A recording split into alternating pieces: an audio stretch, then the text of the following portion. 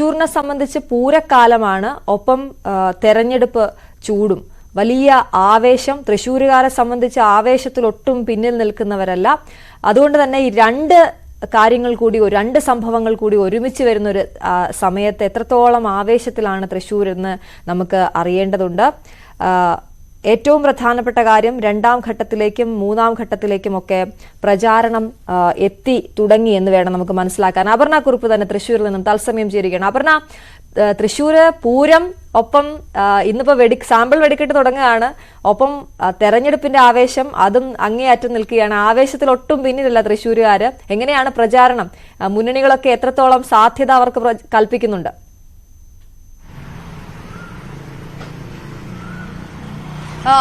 അശ്വതി, നമ്മൾ 3 സ്ഥാനാർത്ഥികളുമായും സംസാരിച്ചു കഴിഞ്ഞ ശേഷം കൂടിയാണ് ഇങ്ങനെ ഒരു വിലയിരുത്തലിനായിട്ട് ഇവിടെ നിൽക്കുന്നത്. നമുക്ക് അറിയുന്ന പോലെ തന്നെ പ്രവചനാതീതമായ ഒരു മത്സരം നടക്കുന്ന മണ്ഡലമാണ്. എന്തെല്ലാം വിഷയങ്ങൾ, എല്ലാ മുന്നണികളെ സംബന്ധിച്ചിടത്തോളം പ്രസ്റ്റീജ് മത്സരമാണ്. എല്ലാവർക്കും പ്രതീക്ഷ ഒരുപോലെയുണ്ട്. പക്ഷേ ഇപ്പോൾ ഞാനിന്ന് തൃശ്ശൂരിലെത്തി 2ാം ദിവസം മണ്ഡലത്തിലെത്തുമ്പോൾ കൃത്യമായിട്ട് എന്തെല്ലാം വിഷയങ്ങളാണ് വോട്ട് നിലയെ സ്വാധീനിക്കുക, വോട്ടർമാരെ സ്വാധീനിക്കുക എന്നെ സംബന്ധിച്ച് ഏകദേശ ചിത്രം നിൽക്കുമ്പോൾ ഏറ്റവും കൂടുതൽ ആത്മവിശ്വാസം ഇടത് വലത് മുന്നണികൾക്ക് തന്നെയാണ് എന്ന് പറയേണ്ടതായിട്ട് വരുന്നു. കൃത്യമായിട്ട് പറഞ്ഞാൽ ഇപ്പൊ CPIയെ സംബന്ധിച്ചിടത്തോളം VS സുനിൽകുമാറിനെ പോലെയുള്ള ഒരു കാൻഡിഡേറ്റിനെ രംഗത്തിറക്കി ഒരു വലിയ രീതിയിലുള്ള ജനപിന്തുണ നേടിയെടുക്കാൻ കഴിയും, അത് ഉറപ്പാക്കാൻ കഴിയുമെന്നുള്ള പ്രതീക്ഷ ഇടതുപക്ഷത്തെ സംബന്ധിച്ചിടത്തോളം ഉണ്ട്.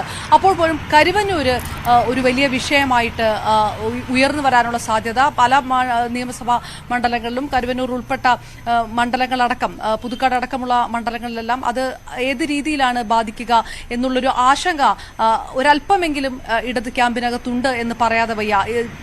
നമ്മളോട് ഇടത് സ്ഥാനാർത്ഥി പറയുന്നത് ഇത് വ്യക്തമായിട്ട് ജനങ്ങളെ ബോധ്യപ്പെടുത്താൻ കഴിഞ്ഞിട്ടുണ്ട്, ജനങ്ങൾ അതനുസരിച്ച് മനസ്സിലാക്കും എന്ന് പറയുന്നുണ്ടെങ്കിലും ആ വോട്ടുകൾ അത് UDFന് അനുകൂലമായിട്ട് വരാനുള്ളൊരു സാധ്യതയുണ്ടോ എന്നുള്ളൊരു വിലയിരുത്തലുകൾ ഒരു വശത്ത് നടക്കുന്നുണ്ട്. അതാണ് കരുവന്നൂർ വളരെ പ്രധാനപ്പെട്ട ഒരു ഫാക്ടർ ആവുന്ന കാര്യം.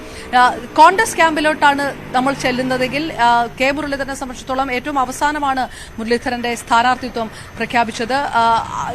പ്രധാനപ്പെട്ട ഈ ഫാക്ടറുകൾ തന്നെ കോൺഗ്രസിനും UDFനും ഗുണകരമാകും എന്നൊരു വിലയിരുത്തൽ കോൺഗ്രസ് ക്യാമ്പിനകത്ത് നടക്കുന്നു. അപ്പോഴും ക്രൈസ്തവ വോട്ടുകൾ അത് വീതിച്ചു പോകാനുള്ള ഒരു സാധ്യത ആ ഒരു വശത്ത് കാണുന്നുണ്ട്. പൊതുവെ കഴിഞ്ഞ തവണ TN പ്രതാപന് കിട്ടിയത് 1 ലക്ഷത്തിൽ താഴെയുള്ള ഒരു ഭൂരിപക്ഷമാണ്. ഇത്തവണത്തെയുള്ള ശക്തമായ മത്സരത്തിൽ അത് ഏത് തരത്തിലേക്ക് ഉറപ്പാക്കാൻ കഴിയും എന്നുള്ളൊരു സംശയം കോൺഗ്രസിനെ സംബന്ധിച്ചിടത്തോളമുണ്ട്. പക്ഷേ UDFനും വലിയ പ്രതീക്ഷ തൃശൂർ ലോക്സഭാ മണ്ഡലവുമായി ബന്ധപ്പെട്ടുണ്ട്. പ്രധാനപ്പെട്ടത് BJP സ്ഥാനാർത്ഥി സുരേഷ് ഗോപി. BJPയെ സംബന്ധിച്ചിടത്തോളം ഏറ്റവും കൂടുതൽ പ്രതീക്ഷ അർപ്പിക്കുന്ന സ്റ്റാർ മണ്ഡലങ്ങളിൽ ഒന്നുകൂടിയാണ് തൃശ്ശൂര്. അതനുസരിച്ചിട്ടുള്ള പ്രതീക്ഷ BJPയെ സംബന്ധിച്ചിടത്തോളം ഉണ്ട്. പ്രധാനമന്ത്രി നരേന്ദ്രമോദി പലതവണ വരികയും കേന്ദ്രമന്ത്രിയായിരിക്കും ഇവിടെ സ്ഥാനാർത്ഥി ജയിക്കുകയാണെങ്കിൽ ഉണ്ടാവുക എന്നൊരു ഗ്യാരണ്ടി എല്ലാ പ്രചാരണങ്ങളിലും എല്ലാ പോസ്റ്ററുകളും നിറഞ്ഞു നിൽക്കുകയും ചെയ്യുന്ന ഒരു സാഹചര്യമുണ്ട്. ഈ പറഞ്ഞ പോലെ തന്നെ സമുദായ വോട്ടുകൾ, ക്രൈസ്തവ സമുദായത്തിന്റെ വോട്ടുകൾ, ഈഴവ സമുദായത്തിന്റെ വോട്ടുകളെല്ലാം നിർണായകമാകുന്ന ഒരു മണ്ഡലം കൂടിയാണ് തൃശ്ശൂർ. അതുകൊണ്ട് തന്നെ ഏറ്റവും പ്രധാനപ്പെട്ട സാധ്യത അല്ലെങ്കിൽ കൂടുതൽ പ്രതീക്ഷ ഇടത് വലത് മുന്നണികൾക്ക് എന്നുള്ളത് പറയുമ്പോഴും BJPയെ തള്ളിക്കളയാൻ കഴിയുന്ന ഒരു സാഹചര്യം തൃശ്ശൂരിലില്ല. സ്വാഭാവികമായിട്ടും ആ രീതിയിലുള്ള ഒരു വലിയ ഒരു വോട്ട് വിഹിതത്തിലേക്ക് BJP കടക്കുകയാണെങ്കിൽ അത് ഒരു പക്ഷേ ഒരു വിജയസാധ്യതയിലേക്ക് എത്തുമോ എന്നുള്ള ഒരു സംശയമുണ്ട്. ഇന്നിപ്പോൾ ഈ പറഞ്ഞ പോലെ തന്നെ സാമ്പിൾ വെടിക്കെട്ട് ഇന്ന് നടക്കുന്നു.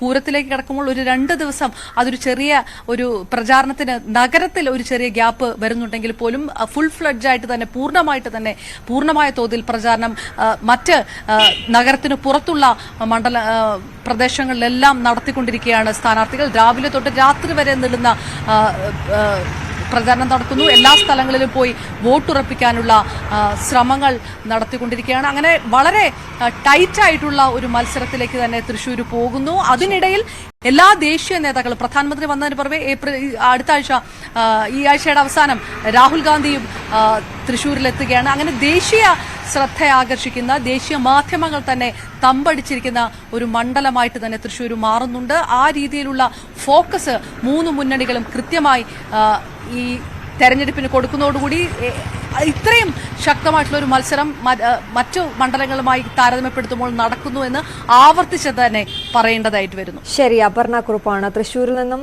വിവരങ്ങൾ വിശകലനങ്ങൾ നൽകിയത്. കെ